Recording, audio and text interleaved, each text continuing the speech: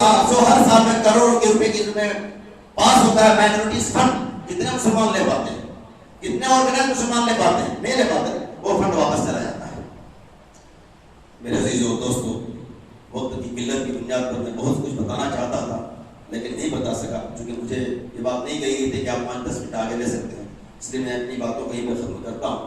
اللہ رب العالمین سے دعا ہے کہ اللہ تعالیٰ ہم سب کو آج کے ہندوستان کے سیاسی حالات میں ہمیں اپنی تیاری کرنے کی توفیق عطا فرمائے۔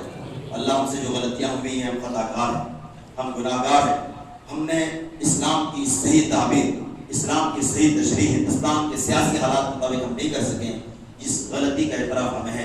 اللہ تعالیٰ ہم ہمارے لیڈروں کو، ہمارے رہنماؤں کو، ہمارے علماؤں کو اس بات اس ایسے ایجوکیشن کی طرف آگے بڑھنے کی توفیق عطا فرما جہاں پر ہم اس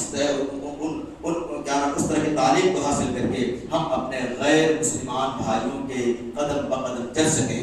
ہندوستان کے جو آئین ہے، ہندوستان کے جو دستور ہے، سمویدھان نے جو ہم کو رائٹس دیا ہے، اس رائٹس کو لینے کے قابل ہم بن سکیں۔ ایسے تعلیم حاصل کرنے کی ہمیں توفیق عطا فرما، ایمان کے ساتھ، اسلام کے ساتھ۔ ایمان کے اگر اگر ہمارے دل سے ایمان چھین لیتا پھر ہم کسی لائق نہیں، اس لیے ایمان شرط ہے، اسلام شرط ہے۔ ربنا آتنا فی الدنیا حسنہ وفی الآخرۃ حسنہ۔ دنیا میں اللہ اچھائی عطا فرما، آخرت میں اچھائی عطا فرما۔ تو دنیا میں اچھائی کا کیا مطلب ہے؟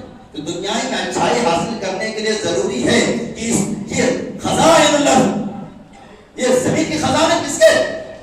مودی کا ہے، امت شاہ کا ہے، ظالموں کا ہے۔ خزائن اللہ وللہ خزائن الارض، اللہ کے لیے زمین ہے۔ اس خزانے کو حاصل کرنے کا ہنر تو سیکھنا پڑے گا، اس زمین کے خزانے کو پانے کے لیے تعلیم تو لینی پڑے گی۔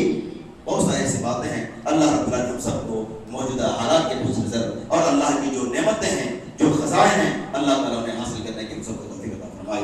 آمین وآخر دعوانا الحمدللہ۔